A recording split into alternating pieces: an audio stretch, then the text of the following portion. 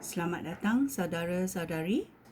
Hari ini kita mau mendengar babak baru dalam perjanjian lama, iaitu Esther. Kita mendengar kata pengantarnya dahulu. Kitab Esther mengisahkan peristiwa yang berlaku di dalam istana Raja Persia, tempat yang biasanya digunakan pada musim sejuk. Di dalam kitab ini, watak utama ialah Esther, seorang wanita Yahudi yang patut disebut wirawati, iaitu heroin, oleh sebab cinta dan kesetiaan kepada bangsanya, iaitu bangsa Yahudi.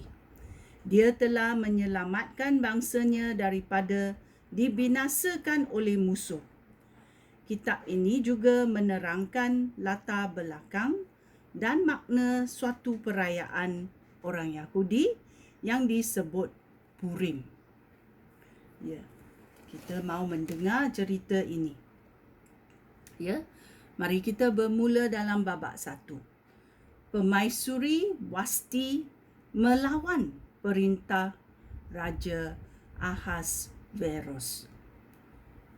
Di Susan, ibu kota Persia, Raja Ahasveros memerintah 127 buah wilayah dari India sampai ke Ethiopia.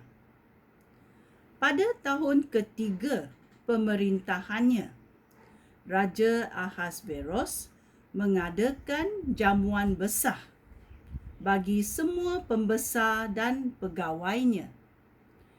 Para panglima Persia dan Media serta para gubernur dan pegawai tinggi dari wilayah-wilayah turut hadir di jamuan itu. Selama 6 bulan, Raja mempamerkan kekayaan istananya dan memegahkan serta keagungan kerajaan baginda. Selepas itu, Raja mengadakan jamuan bagi semua penduduk ibu kota, baik yang kaya maupun yang miskin. Jamuan itu diadakan di taman istana Raja dan berlangsung selama 1 minggu. Pekarangan istana dihias dengan tirai daripada kain linen berwarna biru dan putih yang diikat dengan pita linen ungu yang halus dan disangkutkan pada gelang-gelang perak yang dipasang pada tiang-tiang mama. Sofa-sofa daripada emas dan perak di pekarangan istana diletakkan di atas lantai yang berturap mama putih, hablo merah, gewang yang berkilap dan batu firus biru. Raja menyediakan sangat banyak wain yang dihidangkan di dalam cawan-cawan emas beraneka ragam. Wain yang diminum para tetamu tidak dihadkan. Raja sudah memberikan pemerintah kepada para pelayan istana supaya melayani setiap tetamu menurut keinginan mereka masing-masing. Sementara itu, di dalam istana Permaisuri Wasti juga memberikan jamuan kepada para wanita. Pada hari ketujuh jamuan itu, Raja minum sehingga berasa sangat gembira. Kemudian Raja memanggil 7 orang sida-sida yang menjadi pelayan pribadinya. Mehuman, Biztha, Harbona, Bigtha, Abagtha, Zethar dan Karkas. Raja menyuruh mereka membawa Permaisuri Wasti kepadanya dengan memakai mahkota kerajaan. Permaisuri itu sangat cantik dan raja hendak memperlihatkan kecantikannya kepada para pembesar dan tetamunya. Tetapi apabila sida-sida itu menyampaikan perintah raja, Permaisuri Wasti tidak mahu datang. Perbuatannya itu menyebabkan raja sangat murka. Raja mempunyai kebiasaan untuk minta pendapat orang arif tentang persoalan undang-undang dan adat. Oleh itu, raja memanggil para penasihatnya untuk bertanya apa yang harus dilakukan dalam perkara seperti itu.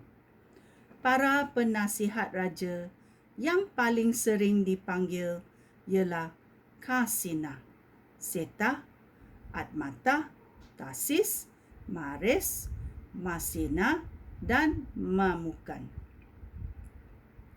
Mereka pegawai Persia dan Media yang memangku kedudukan paling tinggi dalam kerajaan itu. Raja bertitah kepada 7 orang penasihat itu. Beta sudah mengutus pelayan kepada Permaisuri Wasti dengan perintah supaya Permaisuri datang kepada beta. Tetapi Permaisuri tidak mahu, enggan. Menurut undang-undang, tindakan apakah yang harus kita ambil terhadapnya? Mamukan berkata kepada raja dan para pembesar, Permaisuri Wasti bukan sahaja sudah menghina tuanku, tetapi juga para pegawai tuanku, bahkan semua orang lelaki di dalam kerajaan. Kerana sebaik sahaja kaum wanita mendengar perbuatan permaisuri itu, tiap-tiap wanita di dalam kerajaan tidak akan menghormati suaminya. Mereka akan berkata, Raja Ahasveros memerintah supaya Permaisuri Wasti menghadap, tetapi Permaisuri tidak mahu datang. Apabila para isteri pegawai di Raja Persia dan Media mendengar tentang kelakuan Permaisuri itu, tentu mereka akan segera memberitahu hal itu kepada suami mereka. Akibatnya, isteri akan melawan pemerintah suami dan suami akan memarahi isteri. Oleh itu, jika tuanku berkenan, keluarkanlah satu titah bahawa Permaisuri Wasti tidak boleh menghadap raja lagi. Titah itu harus dijadikan undang-undang Persia dan Media supaya tidak mungkin dibatalkan lagi. Setelah itu, berikanlah kedudukan Permaisuri Wasti kepada wanita lain yang lebih baik. Apabila titah tuanku itu diumumkan di seluruh kerajaan yang luas ini, maka tiap-tiap wanita akan menghormati suaminya, baik dia kaya maupun miskin. Raja dan para pegawainya menyetujui cadangan Mamukan itu. Lalu raja segera melaksanakannya. Raja mengirimkan surat perintah kepada semua wilayah di dalam kerajaan baginda, dalam setiap bahasa dan tulisan wilayah itu. Perintah itu mengatakan bahawa di dalam setiap rumah tangga, suamilah yang harus menjadi ketua dan yang patut mengambil segala keputusan. Ya. Ini telah dititahkan oleh Raja Ahasveros dan ini telah berlaku pada masa itu. Ini adalah babak pertama dalam Esther. Mari kita merenungnya. Terima kasih. Shalom.